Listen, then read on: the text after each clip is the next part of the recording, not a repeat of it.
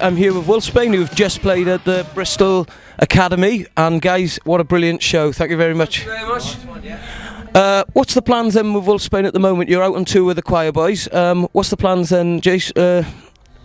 Well, we're going to make some new music next year. And apart from that, we're not exactly sure, are we? We're going to kind of... We're not a full-time band, we just get back together now and again. So we're back together for this, and we're going to Destroy.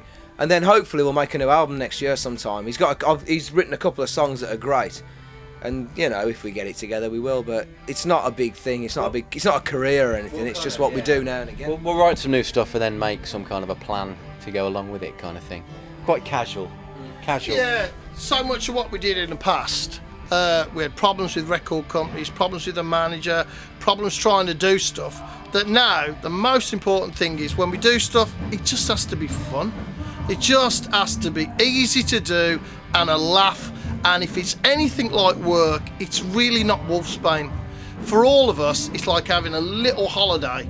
So we just come out, enjoy it, do the minimum rehearsals we can to get away with it, and then just have a great laugh. And that's the only reason we do it. We spent all them years trying to get there and all of that, and now we just go, oh, sod it. So that's it. We just have an absolutely great time each time, and I think the fans that we have from years and years ago are just the same. They're just like, well, I've done it all now. I've lived. All I want to do is go out, see my favourite band, and just not think about my life. Just have a laugh, and that's it. And I think that's in a really weird way. It's come back that our attitude has come full circle, where we don't know when we're going to get together again. We don't know if we'll ever do another gig after this tour, but if we do, we know it'll be because somebody had an idea and we thought it would be a laugh. And I think that's the best way to do it. For all of us, it's like, well, that doesn't sound like much fun, so well let's not bother. Oh, that sounds like it'll be a laugh, let's go and do it. It's funny because the motivation almost behind the record was like, what would that sound like? It sounds like fun to find out what that would be, and that's kind of why we're making it. So it's kind of fits in with the whole plan that there is no plan.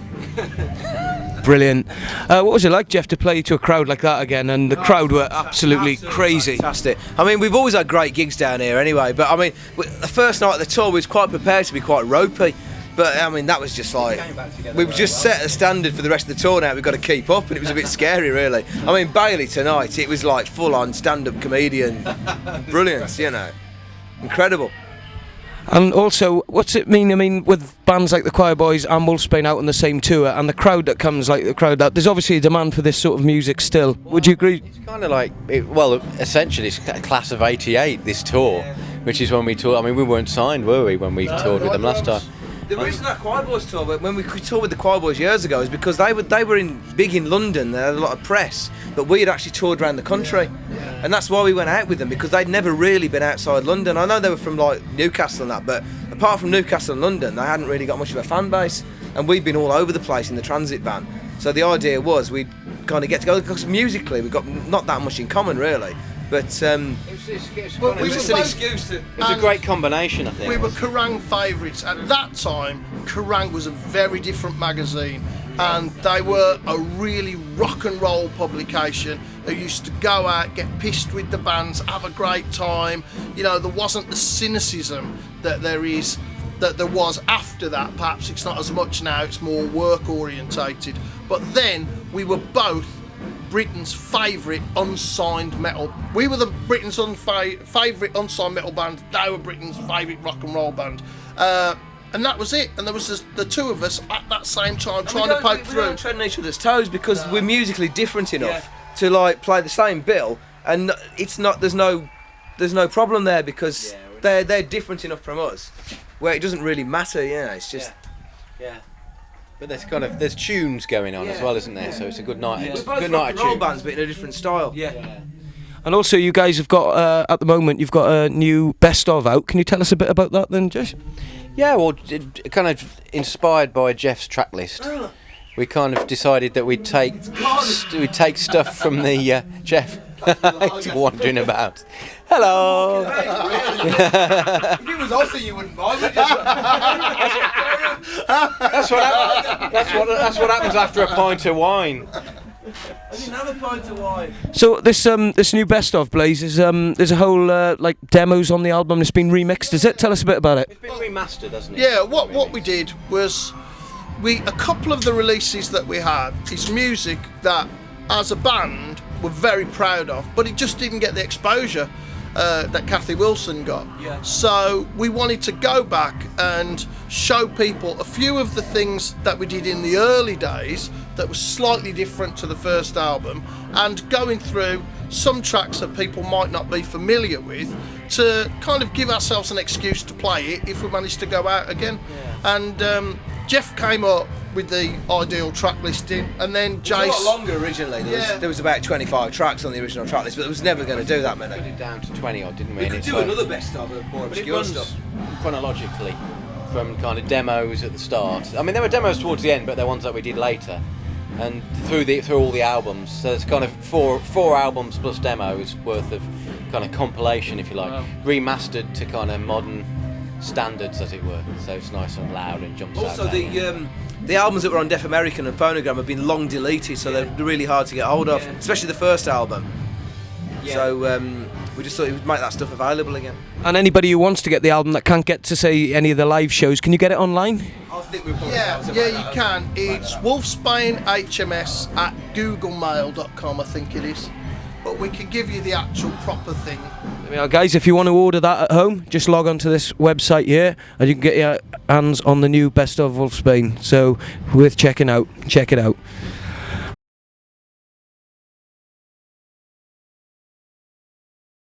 And the plan, Blaze, for you in 2010, whether it be solo, are you going out at the moment solo? I've got my new album coming out. Promise and Terror comes out on the 1st of February.